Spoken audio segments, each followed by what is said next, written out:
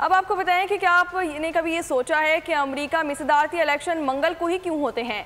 जी हाँ, अमेरिका में हर 4 साल बाद सदारती इलेक्शन होते हैं, लेकिन इंतखाबी दिन हमेशा एक ही रखा जाता है जो नवंबर के पहले महीने पहले हफ्ते को मंगल को होते हैं। इस बार भी वही इंतखाबी दिन चूज किया गया है।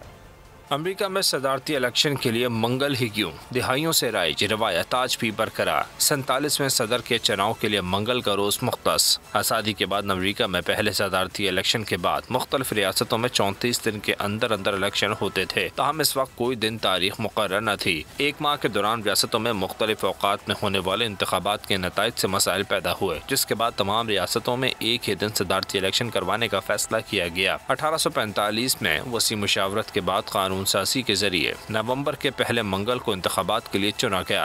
नया कानून के तहत कांग्रेस ने वोटर्स को पोलिंग बूथ तक जाने के लिए तवील मुसाफकत तय करने का भी मुनासिब वक्त दिया। मंगल को इंतखाबात करवाने की बुनियादी वजह ये भी बनी कि लोगों को इतवार की रात चर्च में गुजारने के बाद पोलिंग स्टेशन पहुँचने के लिए वक्त मिल जाएगा। तहम वक्त गुजरने के साथ साथ वर्किंग क्लास की जानिब से इंतखाबी दिन को तब्दील करने पर जोर दिया जा रहा है। साल 2024 में होने वाले सदारती इलेक्शन तक नवंबर के पहले मंगल को इलेक्शन करवाने की रवायत बरकरार है। ताहम ये कहना कबल अस वक्त होगा कि मुस्तकबिल में इस हवाले से किसी कानून साजी के जरिए इस रवायत को ख़त्म किया जाएगा या नहीं, फैसला आने वाला वक्त ही करेगा।